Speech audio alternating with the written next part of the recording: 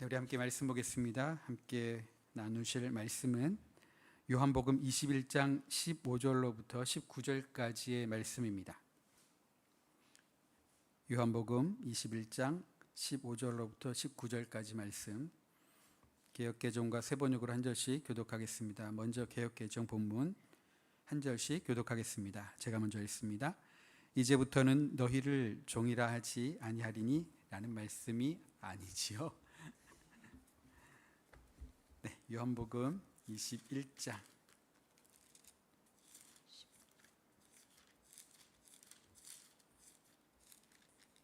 15절로부터 21절까지의 말씀 제가 교독합니다. 제가 먼저 읽습니다. 그들이 조밥 먹은 후에 예수께서 시몬 베드로에게 이르시되 요한의 아들 시몬아 내가 이 사람들보다 나를 더 사랑하느냐 하시니 이르되 주님 그러하나이다. 내가 주님을 사랑하는 줄 주님께서 아시나이다. 이르시되 내 어린 양을 먹이라 하시고 또 두 번째 이르시되 요한의 아들 시몬아 네가 나를 사랑하시나 하시니 이르되 주님 그러하나이다. 내가 주님을 사랑하는 줄 주님께서 아시나이다. 이르시되 내 양을 치라 하시고 세 번째 이르시되 요한의 아들 시몬아 내가 나를 사랑하느냐 하시니 주께서 세 번째 네가 나를 사랑하느냐 하심으로 베드로가 근심하여 이르되 주님 모든 것을 아시오매 내가 주님을 사랑하는 줄을 주님께서 아시나이다. 예수께서 이르시되 내 양을 먹이라. 내가 진실로 진실로 내게 이르노니 내가 젊어서는 스스로 띠띠고 원하는 곳으로 다녔거니와 늙어서는 내 팔을 벌리리니 남이 내게 띠띠우고 원하지 아니하는 곳으로 데려가리라. 이 말씀을 하심은 베드로가 어떠한 죽음으로 하나님께 영광을 돌릴 것을 가리키심이로라. 이 말씀을 하시고 베드로에게 이르시되 나를 따르라 하시니. 세 번역은 우리 한 목소리로 함께 읽는데 여러분들이 읽어 주시길 바랍니다. 한 목소리 함께 읽습니다. 시작. 그들이 아침을 먹은 뒤에 예수께서 시몬 베드로에게 물으셨다. 요한의 아들 시몬아 내가 이 사람들보다 나를 더 사랑하느냐? 베드로가 대답하였대. 주님 그렇습니다. 내가 주님을 사랑하는 줄을 주님께서 아십니다. 예수께서 그에게 말씀하셨다. 내 어린 양떼를 먹여라. 예수께서 두 번째로 그에게 물으셨다. 요한의 아들 시몬아 내가 나를 사랑하느냐? 베드로가 대답하였다. 주님 그렇습니다. 내가 주님을 사랑하는 줄을 주님께서 아십니다. 예수께서 그에게 말씀하셨다. 내 양떼를 쳐라. 예수께서 세 번째로 물으셨다. 요한의 아들 시몬아 내가 나를 사랑하느냐? 그때 베드로는 예수께서 내가 나를 사랑하느냐 하고 세 번이나 물으심으로 불안해서 주님께서는 모든 것을 아십니다. 그러므로 내가 주님을 사랑하는 줄을 주님께서 아십니다. 하고 대답하였다. 예수께서 그에게 말씀하셨다. 내 양떼를 먹여라. 내가 진정으로 진정으로 내게 말한다. 네가 젊어서는 스스로 띠를 띠고 네가 가고 싶은 곳을 다녔으나 내가 늙어서는 남들이 내 팔을 벌릴 것이고 너를 묶어서 네가 바라지 않는 곳으로 너를 끌고 갈 것이다. 예수께서 이렇게 말씀하신 것은 베드로가 어떤 죽음으로 하나님께 영광을 돌릴 것인가를 암시하신 것이다. 예수께서 이 말씀을 하시고 나서 베드로에게 나를 따르라 하고 말씀하셨다. 아멘. 아멘. 우리 앞뒤 좌우 바라보시면서 함께 인사할까요? 주님의 이름으로 사랑합니다. 우리 함께 인사하겠습니다. 여러분들 주님의 이름으로 사랑합니다. 사랑 고백 어색하세요? 괜찮으시죠?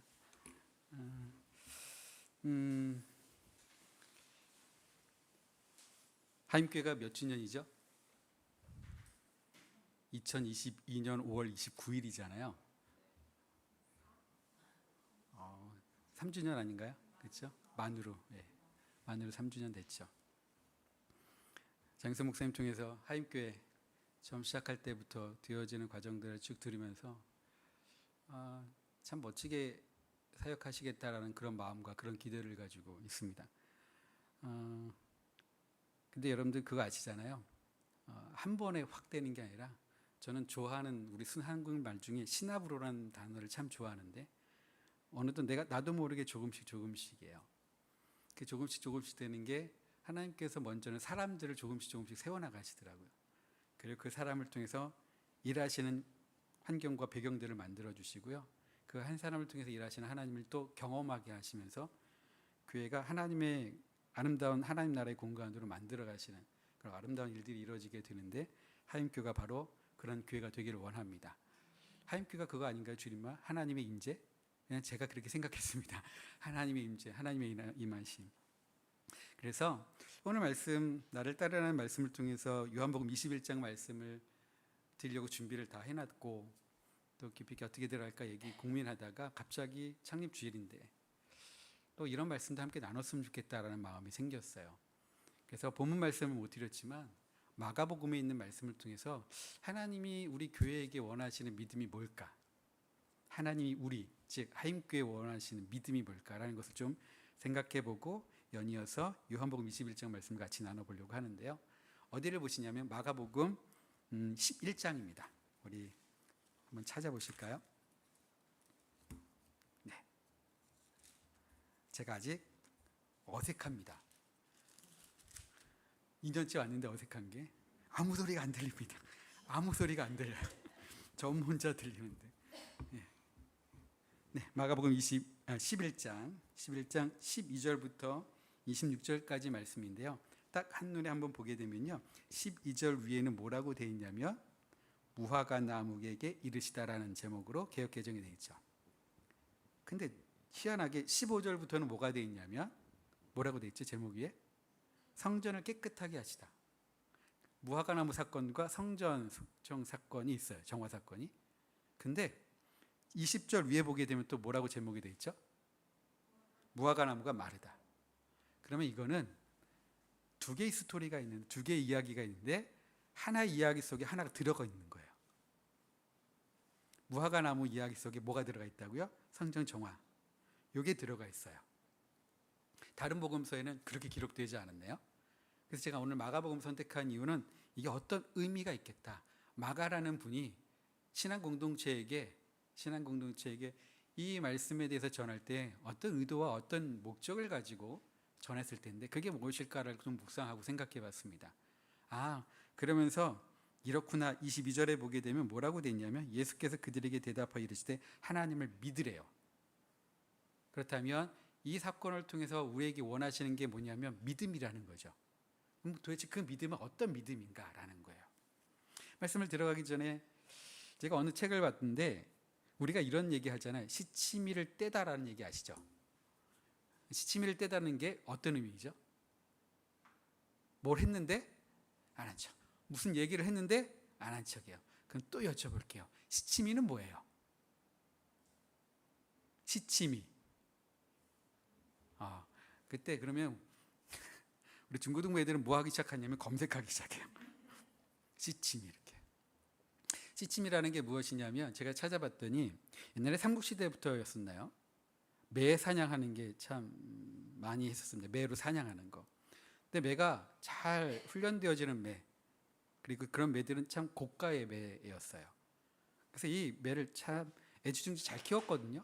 그래서 이 매는 내 매야, 이 매는 나의 매야 라고 꼬리표를 이렇게 달아놓는 거예요. 그걸 이렇게 뭐라고 얘기했냐면 시치미라고 합니다. 그런데 이 매가 다니다가 잃거나 뭐 하거나 다른 사람의 수중에 들어가요. 내가 어떤 사람의 매를 딱 받았어요. 아니, 받은 게 아니라 내가 어떻게 내 수중으로 들어왔어요. 근데 시치미를 보니까 누군 거예요. 근데 얘를 갖고 싶은 거야. 그럼 어떻게 하면 돼요? 시치미를 떼면 돼요. 내 것으로 만드는 거예요. 그렇게 해서 유래됐다는 게 시치미를 떼다는 겁니다. 그 얘기를 이렇게 보면서 이런 생각이 들었어요. 나는 목사인 걸 시치미를 뗀 적 없었나? 목사인데 목사 아닌 척 살아갔던 적은 없었나? 또 하나는 성도님들한테 그랬습니다. 여러분들은 신앙인으로 시치미 뗀 적 없습니까? 라고 물어봤어요. 대답이 없대요. 그런 적 있었다는 얘기 같아요. 시치미를 뗄 때가 참 많이 있습니다. 교회 안 다니는 척, 그리고 예수님 안 믿는 척. 그럴 때가 있어요. 그런데 그럴 때마다 하나님은 어떠실까요? 속상하시겠지만 그럴 때마다 저는 어떤 마음이 드냐면 하나님을 이렇게 경험하고 나서 하나님 참 마음 고생 많이 하시겠는데 그런데 하나님 참 우리를 끝까지 믿어주시는구나 라는 생각을 하면서 이런 마음이 들더라고요. 내가 하나님 믿습니다 하잖아요. 물어볼게요. 내가 하나님을 믿는 믿음이 클까요? 하나님 우리를 믿어주시는 믿음이 더 클까요? 50%요 답은요. 대답은 우리가 하나님을 믿는 믿음이 더 클까요? 하나님이 우리를 믿어주시는 믿음이 더 클까요? 그렇죠. 믿어주시는 믿음이 더 커요. 근데 보니까 하는 것도 그렇고 뭐 이렇게 좀 쓸모도 없는 것 같고 그런데 뭐냐면 지금을 보시는 게 아니라 하나님은 어떻게 본다고요? 어저께 말씀드렸죠. 하나님은 뭘로 본다고요? 사람들은 눈으로 그 모든 보지만 하나님은 심장 이것으로 세상을 본다라고 얘기했어요. 이거를 볼 때에 뭘 보시는 줄 아십니까? 우리 집사님의 성도님의 청년들의 가능성들을 보세요. 우리 아이들 보면 저거 어떻게 먹고 살까? 아니 저거 어떻게 하지? 이런 생각이 가득 차다가도 걔를 바라보면서 점점 자라면 자랄수록 가능성들이 커지겠지. 그러니까 하나님은 우리를 믿어주시는 믿음은 뭐냐면요. 우리 안에 내가 보기에 쓸모없는 사람 같지만 내 안에 가능성을 보시면서 나를 끝까지 믿어주시더라고요. 그렇게 함께 인도하시는 하나님. 그래서 그 하나님을 경험하게 되면 뭐를 못 되게 될까요? 시치미를 못 되게 될 거예요. 그러니까 우리가 신앙생활 할 때에 진짜 믿음은 뭐냐면요. 하나님 나를 믿어주시는 그 믿음을 아는 거예요. 그 경험을 하고 그러고 살아가게 되면 우리가 이 땅에 살아가면서 하나님을 드러낼 수 있는 멋진 통로가 될 줄로 믿습니다. 그러한 믿음을 갖기를 원하는데 그 믿음을 물어보는 거예요. 믿음을 가져라. 오늘 말씀 보게 되면요. 마가복음 보실래요? 이게 종료주일 이후에 고난주간이에요. 우리가 얘기하는 절기로는. 근데 12절 말씀에 보니까 이튿날 오신 이후에 이튿날 베다니에서 나왔을 때에 예수께서 시장하셨어요. 그래서 저기 멀리 보니까요. 잎사귀가 있는 한 무화과 나무를 보셔서 그 나무에서 혹 먹을 게 있을까 하고 가셨어요. 근데 가서 보셨는데 있다 없다? 없는 거예요. 잎사귀만 무성하고. 근데 마가복음에만 딱 뭐라고 얘기했냐면요. 무화과의 때가 아님이라 이렇게 돼 있네요. 그러면 예수님이 착각하고 하신 거잖아요. 때가 아닌데 가셔서 먹을 것을 얻으려고. 그런데 14절에 이렇게 되어 있습니다. 예수께서 나무에게 말씀하여 이르시되 이제부터 영원토록 사람이 내게서 열매를 따먹지 못하리라 하시니 제자들이 이를 듣더래요. 물어볼게요. 하나님 너무하셔요? 괜찮으세요? 나무라도 이건 아니잖아. 열매 맺을 때가 아닌데 와서 열매 없다고? 네가 이제 영원히 너를 통하여 열매를 따먹지 못하게 될 거라. 그리고 20절 말씀에 보니까 가서 보니까 말랐어요. 어떻게 하루아침에 나무가 말라요? 말이 안 되는 이야기인데 말랐어요.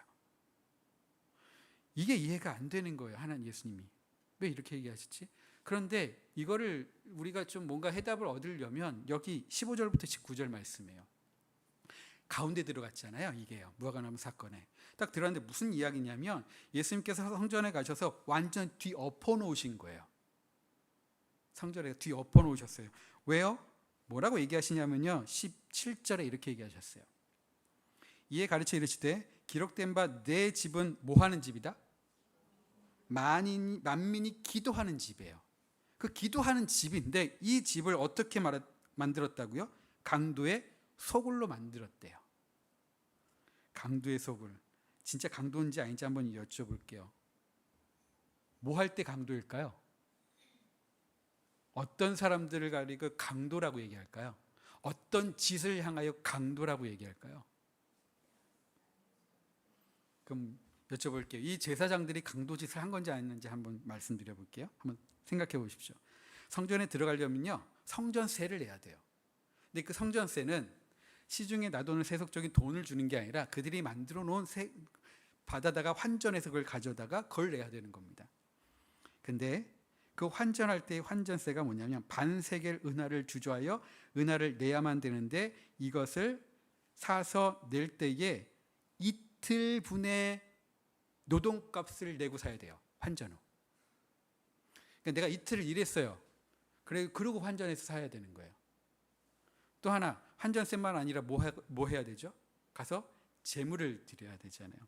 제가 찾아보니까 비둘기의 경우 9펜스. 근데 하루에 한 8펜스래요. 그러니까 하루 일당이에요. 비둘기 하나가 하루에 일당인데 차익을 몇 배를 남기냐면 20배의 차익을 남기고 판대요. 이러잖아요. 그러니까 그렇게 해서 제사를 드리려고는 그들에게 그렇게 차익을 남겨서 입마에 뽑겠대요. 누구들이요? 종교 지도자들, 제사장들이요. 여러분들 아십니까? 옛날에 말씀드렸나요? 그 제사장 부인들이 하도 돈을 쓰니까 뭔가 제재를 줬어요. 하루에 400데나리온인가 300데나리온만 써달라고. 한 데나리온이 뭐죠? 하루 일당이요. 그럼 300데나리온은요? 1년 연봉이죠. 하루에 그만큼만 쓰라고. 그랬더니 이 부인들이 뭐라고 얘기한 줄 아십니까? 그거 가지고 어떻게 쓰냐고. 당시에 그랬다는 얘기예요. 진짜 강도죠. 뭐 하러 오는 이들에게? 하나님께 제사 드리러 오는 이들에게 이렇게 해요. 근데 그렇게 만들어 놓는데 본래 성전의 역할은 뭐라고요? 만민이 기도하는 집이래요. 자, 기도하는데 무슨 기도일까요? 만민이 와서 하나님 앞에 기도해야 돼요. 무슨 기도냐? 기도의 중심이 뭘까요? 성전에서 드려야 될, 교회에서 드려야 될 기도의 중심은 뭘까요? 누구의 뜻을 물어봐야 되잖아요. 누구의 뜻이요? 하나님의 뜻이 뭔지를 물어봐야죠. 하나님의 뜻이 뭡니까? 나를 통하여 하실 하나님의 뜻이 뭐고, 또 우리를 통하여, 가정을 통하여 하실 일이 무엇입니까? 이 민족을 통하여 하나님께서 하실 뜻이 무엇입니까? 하나님의 뜻을 물어봐야 돼요. 그러면 그 하나님의 뜻은 어디로 흐를까요? 우리에게 응답할 때 어디로 흘러갈까요? 어디로 흘러가냐면요, 말씀해 보게 되면 우리 모두를 위해 흘러가게 돼 있어요. 우리 모두를 위해. 우리 모두라는 것은 아브라함에게 약속하셨고 이스라엘 백성들에게 시내산에서 계약법을 하시면서 출애굽기 19장 5절 6절에 말씀하셨던 것처럼 너가 복의 통로고, 민족에게 얘기할 때는 제사장 나라고 거룩한 백성이 되어야 돼, 너희를 통하여 세상이 구원받아야 돼 라고 얘기하시는 거예요. 그러니까 그 하나님의 뜻은 뭐냐면 내가 너를 통하여 무엇인가를 하고 싶어, 이 뜻이거든요. 그러니까 우리는 뭐가 되어야 되느냐면 하나님의 통로여야 되는 거예요. 통로. 그렇다면 하나님의 통로로 된 자들, 이런 자들은 어떻게 해야 되냐면 하나님이 주신 그 은혜와 하나님이 공급해 주신 것을 늘 어떻게 해야 돼요? 흘려보내야 되죠. 주변으로. 그러니까 내가 있는 곳은 어떻게 되어요? 하나님의 은혜로 주변을 행복하게 만들어가는 거예요. 그게 하나님의 뜻이거든요. 그런데 여기서 무화과나무를 이야기하면서 열매가 없는 거예요. 없어요. 때가 아니래요. 그러면 무화과나무, 이 나무가 잘못된 게 아니라 이 나무를 향하여 누구를 생각하시면서 인지하시면서 하시는 걸까요? 무화과나무가 누구라고? 당시에 유대인들이요. 유대인들은 본인은 누구라고 생각해요? 하나님으로부터 선택받은 백성. 그래서 선민이라고 하잖아요. 우리는 선민, 하나님께 선택받은 백성. 그래서 우리들만 어떻다고요? 구원받은 거고, 우리들만 천국 가는 거예요. 이런 의식을 갖고 있게 되면 그게 진짜 하나님이 선택한 백성일까요? 아니요. 우리들만이 아니라 우리들을 통하여예요. 그러니까 나만이 아니라 뭐라고요? 이웃들도예요. 나를 통하여 이웃들도예요. 그게 하나님의 뜻이거든요. 근데 유대인들은 그것을 하지 못했던 거예요. 그래서 너희들이 이 무화과나무와 같은 거야. 근데 그거는 때가 있던 없던, 내가 때가 있을 때 주고 때가 없으면 못 주고, 이게 아니라 늘 그들에게는 무엇이 맺혀져 있어야 돼요. 예, 늘 그들에게 흘려보낼 수 있는 열매, 흘려보낼 수 있는 은혜와 사랑들이 흘러 넘칠 수 있는 열매들을 갖고 있어야 돼요. 하나님께서 제시하실 때 나오는, 이웃들이 필요할 때 흘려보낼 수 있는 게 늘 있어야 된다는 이야기죠. 그런데 이게 쉽지가 않아요. 나를 통해 무엇을 일을 할 때 나라는 존재가 그렇게 갖춰주고 늘 흘려보낼 수 있는 열매를 갖고 있는 것, 그게 쉽지 않습니다. 그래서 이렇게 얘기하시는 거예요. 20절 보시면요. 그들이 아침에 지나갈 때에 무화과 나무가 뿌리째 마른 것을 보시고 베드로가 생각이 나서 여짜오되 라피여 보소서 저주하신 무화과 나무가 말랐습니다. 그런데 예수님께서 이렇게 얘기하시네요. 여러분들 때로는 예수님께서 물어볼 때 동문서답하는 것들이 참 많이 있죠.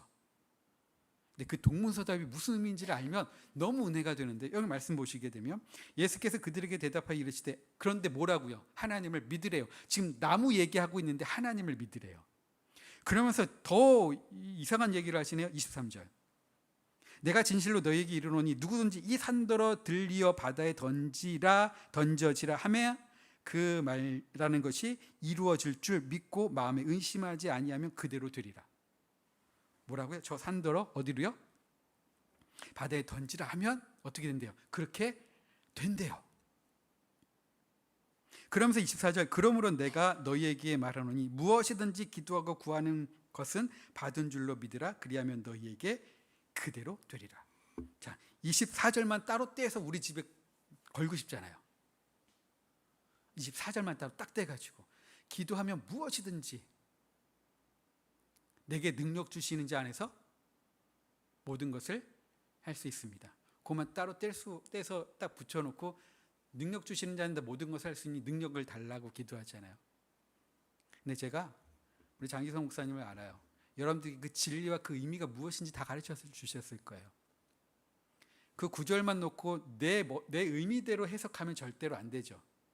어떤 의미인지 전체를 봐야 되는데, 여기서 뭐라고 얘기했냐면 믿으래요. 뭘 믿으라고요? 이 산더러 저 바다에 던지라면 그렇게 된대요. 다른 복음서에 보게 되면 어떤 믿음이 겨자씨만한 믿음이 있으면 뽕나무 보러 던지라면 그렇게 될 거래요. 그 작은 믿음, 이 믿음이 도대체 뭘까라는 거죠. 그게 12절부터 이어지는 이야기들이에요.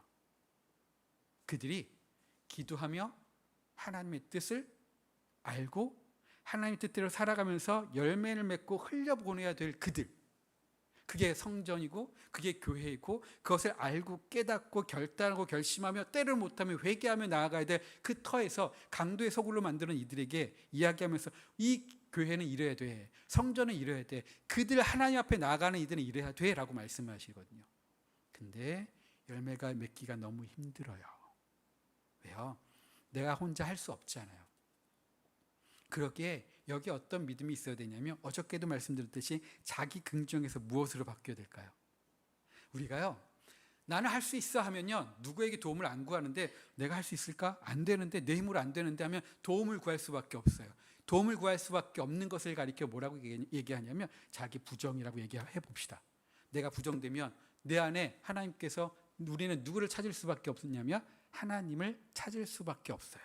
그러면 여러분들 아세요? 내가 부정하면, 내가 나를 부정하면 하나님이 내 안에 오셔서 나를 어떻게 해주실까요? 할 수 있어 하고 뭐 해주세요? 긍정해 주세요. 즉 하나님으로부터 긍정받으려면 나의 부정부터 먼저 시작해야 돼요. 하나님 저 안 됩니다. 하나님 어떻게 해요? 그러면 하나님께서 나의 기도를 들으시고 함께 오셔서 나를 인정해 주셔요. 나를 믿어주시고요, 내가 너와 함께 일할 거야, 할 수 있어 하고, 여러분들 그리고 열매를 맺잖아요. 가지가 열매를 맺잖아요. 그러면 그 가지는요 뭐라고 얘기할까요? 우리들은요, 이 열매는 누구 때문에 맺었다고? 하나님 때문에 이렇게 열매를 맺었습니다라고 하나님께 영광 돌려요. 근데 하나님 우리에게 뭐라고 얘기하실까요? 열매는 가지에 맺히는데 네가 있었기 때문에 열매를 맺은 거야, 네가 한 거야, 이러시는 거예요. 낮아지면요 누가 높여주신다고요? 하나님이 높여주세요. 내가 부정하면요 하나님 나를 긍정해 주세요. 내가 긍정하면요 하나님이 그 안에 들어갈 수 없고 그를 부정할 수밖에 없어요. 그러기에 이 말씀에서는 믿으란 얘기는 뭐냐면, 하나님이 나를 통하여 일하실 줄로 믿습니다. 그 일이 어마어마한 일이라 할지라도. 어떤 일이요?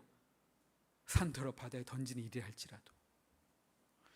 우리는 할 수 없지만 하나님이 나와 함께 하시면 이루실 줄로 믿습니다. 그 믿음이요. 내가 구하는 건, 나의 욕망을 채우기 위한 구함, 바람을 구하는 거 이루실 줄로 믿습니다 라는 그 믿음이 아니라, 하나님의 뜻을 이뤄가기 위하여 하나님 기도합니다, 하나님 나를 통하여 이루실 줄로 믿습니다. 이 믿음, 이걸 믿으래요. 우리 하임교회가 그런 공동체가 되기를 원합니다. 하나님을 믿는 공동체. 여러분들 한 분 한 분들이 하나님을 진심으로 믿고 너무너무 아름다운 동행을 하셔서 하나님이 여러분들 한 사람 한 사람을 통하여 맞춤형으로 무엇인가를 하시려고 할 거예요. 그 일 가운데 내가 통로가 되는 사람. 그러면서 하나님이 있었기에 이렇게 됐네요 라고 고백할 수 있는 사람. 그랬더니 하나님께서 네가 있어 된 거지. 옛날에 천문이라는 영화를 봤습니다. 천문이라는 영화의 주제가 뭐였죠? 거기 누가 주인공이죠? 세종대왕하고 장영실 있잖아요. 근데 이제 장영실을 어떻게 이제 감옥에 있다가 잠시 불러서 작은 집에서 독대하는 시간이 있었어요. 거기서 이런 얘기를 합니다. 이렇게 저는 얘기하다가 세종대왕이 그런 얘기하죠. 네가 있어서 이 모든 것들을 이렇게 할 수 있었어 라고 얘기했더니 장영실이 뭐라고 얘기했냐면 왕이요, 왕이 꿈을 꿨기 때문에, 왕이 품었기 때문에 내가 할 수 있었습니다. 다 누구를 해주는 거예요? 상대방을요. 당신이 있어서 할 수 있었습니다. 목사님 혼자 목회 못해요. 저는 겸손이 아니라요, 진짜 팩트인데요, 저는 진짜 모자란 게 너무 많거든요. 그래서 우리 교인들한테도 그랬어요. 다시 태어날 일은 없지만 다시 태어난다고 한다면 나는 절대로 목회 안 할 거라고. 교인들이 힘들다고. 그래서 우리 교회 반 이상의 목회는 누가 하는 줄 아세요? 한 60% 이상은 제 집사람이 하고요. 많은 부분은 또 누가 하는 줄 아십니까? 성도들이에요. 우리 교회 권사님이 새 가정에 이렇게 오면요, 그분이 가세요. 권사님이 가서 이렇게 저렇게 같이 밥 먹어요. 저는 가서 인사를 하고. 근데 제가 너무 사람을 낯을 가리다 보니까, 근데 알아요, 그거를. 아는데 잘 안 고쳐져요. 자기성 목사님 그러지 않잖아요. 되게 친근하게, 때로는 너무 과할 정도로 친근하게, 과하게 친절을 하시지만 잘 안 돼요. 안 되는 부분들이 많아요. 그래서 교회라는 곳이 목사 혼자가 아니라 누구 혼자가 아니라 누구의 뭐가 아니라 함께 어우러졌을 때 그게 진짜 아름답겠다라는 생각이 드는 거죠. 제가 그래서 제가 없더라도 굴러가는 교회 됐으면 좋겠어요. 근데 되는 것 같아요. 제가 없어도 상관없는 것 같아요. 그리고 집사람이 그래요. 당신은 없어도 되는데 권사님은 계셔야 돼. 이렇게 얘기를 할 때가 있어요. 속상하지 않아요. 팩트니까. 이런 마음. 근데 잘 안 되는 거예요. 모자란 부분, 나름대로 참 안 되는 부분들. 그래서 인정할 수밖에 없어요. 권사님 때문에 이게 참 괜찮아졌어요. 왜냐하면 그 권사님 가정 때문에 많은 가정들이 들어오고 아이들도 들어와서 교회 학교도 생기고 되게 재밌게 지내고 있거든요. 권사님 가정 때문에 그래요. 권사님 때문에 그러고요. 집사님 때문에 그랬어요. 그럴 수밖에 없어요. 그렇게 얘기는 못하지만 그 마음속에 그게 그렇게 고백될 수밖에 없는 그분들. 그거는요, 서로예요. 장성 목사님 때문에 하임교가 되는 거고요. 하임교회는요, 여러분들 때문에 하임교가 되는구나 라고 고백할 수밖에 없는 공동체. 그게 아름다운 공동체가 아닐까라는 겁니다.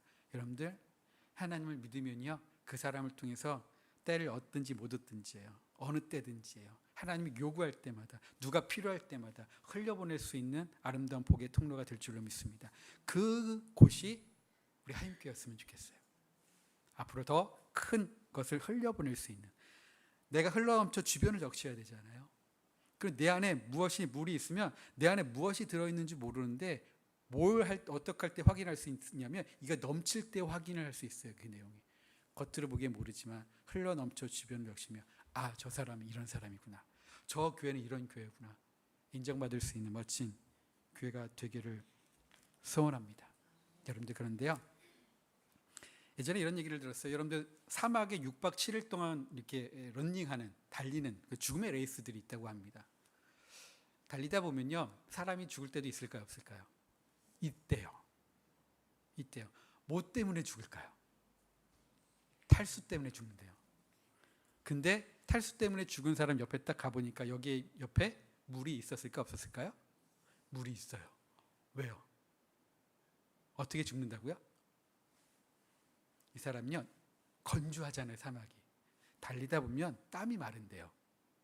그러면 자기가 목마른지를 모른대요. 그러다가 탈 수가 있는지도 모르면서 그냥 뛰다가 죽는데요. 그래서 노련한 사람들은, 많은 경험을 한 사람들은 어떻게 하냐면 시간을 보고 물을 먹는데요.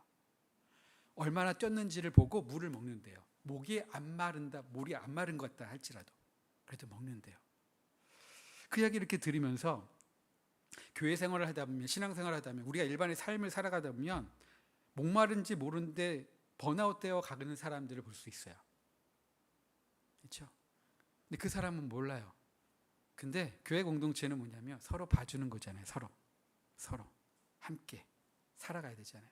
그럼 옆에 보니까 아무개 권사님, 아무개 집사님 너무 힘들어. 근데 물을 마실 생각을 뭐 안 하고 있어. 무엇인가 채울 생각을 하지 못하고 있고 너무 힘들어하고 있어. 그럼 어떻게 해야 될까요? 그에게 가서 물 한 모금 먹여야죠. 그 먹이는 게 따뜻한 말 한마디든, 함께 식사를 하든, 함께 같이 있어주든, 마음을 나누면요, 그 사람은 다시 힘을 얻겠죠. 교회 공동체가 그래야 되지 않을까라는 거예요. 긴 레이스를 갈 때 그 레이스에 혼자가 아니라 아름답게 동행하는 동료가 있다는 거 얼마나 힘이 될까라는 거죠. 그래서 여러분도 아시잖아요. 혼자 달리면요 빨리 가지만 같이 달리면 어떻게 되세요? 어떻게 되는 줄 아십니까? 멀리 가요. 우리 하임교회가 건강하게, 비록 느린다 할지라도 터벅터벅 한 걸음 한 걸음 우리 모두가 멀리 건강하게 가는 교회 공동체가 되기를 원합니다. 한 사람이 10발자국이 아니라 10사람이 한 발자국 가는 걸 하나님 더 기뻐하시거든요. 하임교회가 그런 교회 되기를 원하고요. 이제 3년 지났잖아요. 30년 후에 계시는 연세가 어떻게 되는지 모르지만 저희 교회는 90대 이상이 66분 계시고요. 80대 이상 되신 분이 20 몇 명 계십니다. 그래서 우리 교회 오면 70대 되신 분들은 청년이고요. 80대 초반도 가서 일을 해야 되고요. 80 중반 돼야 좀 나이 드셨네요 라고 이제 인정해 드리는데, 요새는 그러면서 건강하게 사시더라고요. 행복하게 사시는데요. 여러분들, 우리가 살아가는 동안에 지금보다 하임교회가 5년 10년 후가 더 기대되어지고 더 꿈꿀 수 있는 그런 교회가 되기를 원합니다. 말씀드렸죠. 그러기 위해서는 하나님이 우리 하임교회를 믿어줘야 돼요. 하나님이 하임교회를 긍정해 줘야 돼요. 그렇죠? 그러면 긍정하려면 하임교회 성도님과 하임교회가 어떻게 된다고요? 내 부정을 해야 돼요. 그럼 내 부정을 한다는 얘기는 뭘까요? 어저께도 말씀드렸듯이 하나님께 더욱더 가까이 가면 가까이 갈수록 누가 보인다고요? 내가 보인다고요. 나의 뭐가 보일까요? 되게 못난 것들이 보이잖아요. 죄들이 보고 죄성들이 보이잖아요. 그러면서 하나님께 고백할 수밖에 없는 거고, 자기 부정할 수밖에 없는 거고, 그런 이들이 모여있는 공동체 하나님이 긍정해 주시는 거예요. 자, 예수님의 제자들이 있었어요. 이 제자들이요, 처음엔 자기 긍정이었잖아요. 다 아시는 것처럼 따를 수 있다라고 몇 년 동안이요, 3년 반 동안 열심히 갔어요. 근데 십자가 사건 이후에 이들이 자기들은 아니네, 실패를 경험하죠. 그리고 갈릴리에서 예루살렘에서 그들에게 보여주셨어요. 한 번 보여주시고 2번 보여주셨어요. 근데 첫 번째 볼 때는 도마가 없었네요. 도마가 없었어요. 예수님 맞다고, 부활의 예수님 맞다고, 도무지 나는 못 믿겠다고. 진짜 예수님은 자상도 하시죠. 모였을 때, 도마가 있을 때 또 나타나셨어요. 보라고, 만져보라고. 그가 믿죠. 믿어요. 그러면서 고백해요, 도마가. 여러분들, 사도 베드로의 고백과 도마의 고백이 있어요. 누구를 향한? 예수님을 향한 고백이죠. 베드로의 고백이 뭐죠? 주는 그리스도시요 살아계신 하나님의, 네, 그렇게 고백해요. 물어볼게요. 도마의 고백은 뭐죠? 우리는 베드로의 고백을 아는데 도마의 고백 들어보셨을 거예요. 근데 잘 기억이 안 나시죠? 20장에 나오는데 도마가 이렇게 고백해요. 뭐라고요? 부활의 예수님 만나고 확인하고 뭐라고 고백할까요? 나의 주, 나의 하나님이요. 베드로는 공생의 활동 가운데 계신 예수님을 보고 고백하는 거예요. 그런데 도마는 어떨 때 고백하는 거예요? 부활의 예수님을 보고 고백하는 거예요. 그러면 뭐가 더 위대한 고백일까라는 생각을 해봤어요. 뭘까요? 누굴까요? 전 도마 같아요. 즉 예수님을 뭐로 고백해요? 하나님으로요. 나의 주, 나의 하나님이요. 부활의 예수님을 만난 사람들은요, 하나님으로 고백해요. 즉 여러분들도 예수님을 만났다는 얘기는 그분이 누구란 얘기예요? 하나님이에요. 부활의 예수님. 근데 안타까운 건 도마를 향하여 뭐라고 얘기해요? 앞에 수식어가 있죠. 의심? 많은? 물어볼게요. 도마는 몇 번 의심했을까요? 한 번도 안 세보시면서 왜 많다라고 얘기해요? 그때 한 번이요. 근데 왜 많은 자가 들어가요? 옛날부터 들어왔던 거 있잖아요. 저도 의심 많은 도마였어요. 근데 의심 한 번 했죠. 그 의심은 무슨 의심일까요? 제가 어저께 말씀드렸어요. 그렇죠? 성경을 읽을 때 어떻게 하자고요? 말씀을 들을 때 어떻게 하자고요? 의심하자고요. 뭐 하기 위한 의심? 믿기 위한 의심이에요. 그러면 도마도 직업이 뭐였을까요? 예수님처럼 목수였어요. 목수하는 사람은요 철저해요. 제가 직접 확인을 해야 돼요. 근데 첫 번째 만났을 때는 없었어요. 근데 제자들이 봤대요. 아니 내가 직접 봐야 되겠어. 그 마음 가운데 이들의 소식을 들었을 때 그 마음이 어떤 마음이었을까요? 뻥치고 이게 아니라 진짜 예수님 만났으면 좋겠다. 진짜 간절히 원하지 않아요. 근데 자기가 직접 목격하고 직접 경험하기를 원하는 거예요. 만나주시죠. 그러면서 뭐라고 얘기해요? 너희들이 나를 본고로 믿느냐 보지 않고 믿는 자들이 더 믿음이 크다라고 얘기하는데 그걸 도마를 향하여 이야기하는 게 아니라 이 말씀은 누구에게 이야기하는 겁니까? 사도 요한이 교회 공동체에게 90년 100년에 교회 공동체에게 이야기하는 거예요. 그 교회 공동체 사람들은 어떤 사람들이에요? 부활의 예수님을 만났어요? 못 만났어요? 만나지 못한 사람들, 그들에게 이야기합니다. 보지 않고 믿는 믿음이 크다고. 도마를 책망하려고 하는 말씀이 아니라 교회 공동체에게 얘기합니다. 당신들이 믿는 믿음이 얼마나 큰 줄 아냐고. 보지 않고 믿지 않냐고 라고 말씀하시죠. 도마가 그렇게 고백해요. 그리고 나서 예수님 또 세 번째 만나주시는데 그렇게 만났으면 제자들은 어때야 될까요? 너무 신나잖아요. 부활의 예수님 만났으니까. 예수님 이제 우리는 어떻게 해야 돼요? 이게 아니에요. 다 어디로 뿔뿔이 흩어져요. 자기가 원래 살았던 곳으로 뿔뿔이 흩어져요. 그래서 갈릴리로 갔어요. 21장 얘기. 오늘 얘기해요. 갈릴리 가서 뭐 할까요? 자기들의 원래 직업이 뭔데? 갈릴리에서. 어부요. 어부. 어부의 달인이죠. 고기 잡는 거는. 근데 밤새도록 그물을 던져서 잡으려고 했는데 잡혔나요? 안 잡혔나요? 안 잡혔어요. 어떤 한 분이 저곳에 가서 그물을 던지래. 깊은 곳에 던졌어요. 던져서 걷었는데 묵직하게 걷었어요. 몇 마리나? 모나미 볼펜 153. 그렇죠? 이만큼 얹었어요. 근데 그 와중에 그분이 누구인지를 이들이 제자들이 깨달아서 오죠. 와요. 왔는데 예수님께서 준비해 놓으신 게 뭐예요? 숯불과 먹을거리를 밤새도록 일하고 온 제자들에게 먹을 거를 준비해 놓으셨어요. 숯불은 어떻게 만드는 게 숯불이에요? 장작이 아니라 숯불이요. 안 만들어 보셨어요? 우리는 만들어 놓은 거 사용해서. 그렇죠? 숯불은 어떻게 해요? 갔다 와서 다 태워야 돼요. 그리고 다 탄 다음에 그것을 이제 놔야 되잖아요. 그러면 시간이 오래 걸려요. 꽤 걸려요. 그럼 예수님께서 그것을 어떻게 만들으셨을까요? 숯불이 있을지어다 이랬을까요? 아니요. 직접 나무를 구해서 불을 피우고 오랜 기간 동안에 준비해 놓으신 거예요. 그리고 조반들을 준비해 놓으셨죠. 누구를 위해서요? 제자들을 위해서. 뿔뿔이 흩어진 제자들에게 다시 만나주시는 거예요. 왜일까요? 저는 이런 마음이에요. 그때가 그때이기 때문에. 뭐요? 그때가 다시 불러서 나의 일을 할 수 있는 그때이기 때문에. 어느 때요? 실패하고 돌아간 그때요. 실패하고 돌아간 그때가 이때야 하고 찾아가셔요. 그리고 또 세 번째 찾아가시는 거예요. 삼고초려하는 것처럼 만나주세요. 저는 이 모습을 보면 진짜 하나님 은혜 아닐까요? 여러분들 우리가 가다가요 진짜 계속 하나님을 제대로 잘 믿고 살아가나요? 진짜 온전한 믿음으로 끝까지 가시나요? 아니죠. 저도요 우리 장유성 목사님한테 너무 감사하고 하나님께 감사한 건 뭐냐면 저도 이랬다가 이런 상태에서 제가 와서 집회해 주셨으면 어떻겠어요? 솔직하게 고백했죠. 장 목사님과 너무 친하고 잘 아니까 속속들이. 그래서 목사님 제가 상태가 지금 이런데 제가 가서 말씀 전하는 게 맞는지 모르겠다고 솔직하게 고백했어요. 그러나 좀 얘기하시다가 제가 속으로 이제 여러 가지 생각을 하다가 어떡할까 하나님. 근데 거부하면 승낙하면 두 가지를 생각할 때에 진짜 하나님이 원하시는 게 뭘까? 즉 나도 살고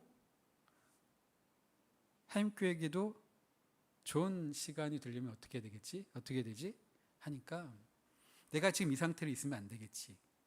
그러면 하임교회를 생각하면서 무엇인가 부담, 책임감들이 생긴다면 내가 뭔가 또 하겠지.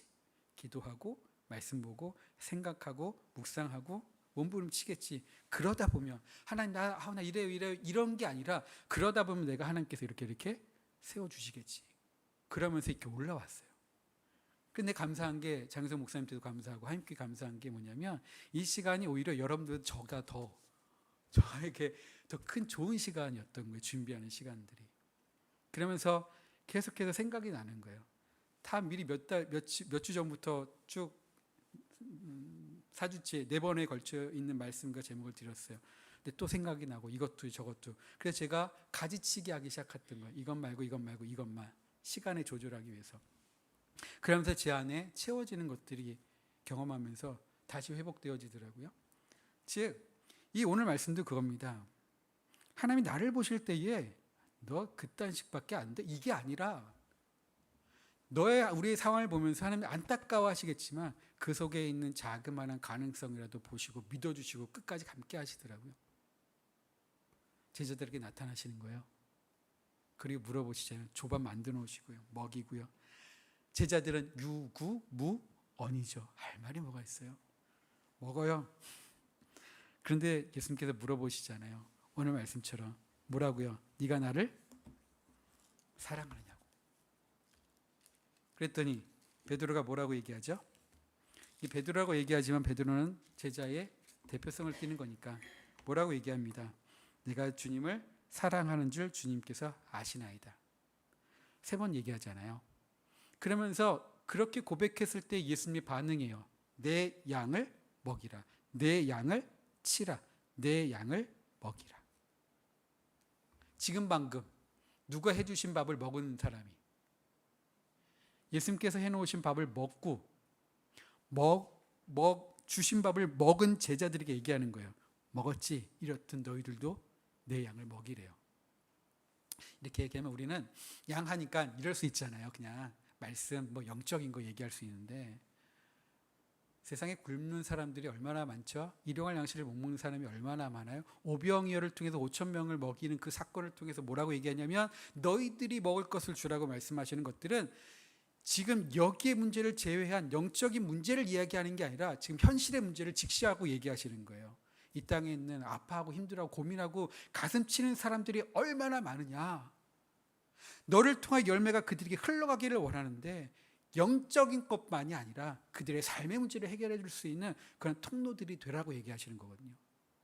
먹을 것을 주래요. 먹는 것처럼 먹을 것을 주라. 그들의 발을 씻기면서 너희들도 이와 같이 하라고 얘기하시는 게 바로 예수님이 우리에게 주신 사명이거든요. 근데 여기서 뭐라고 얘기했냐? 나를 사랑하느냐라고 물어보셔요.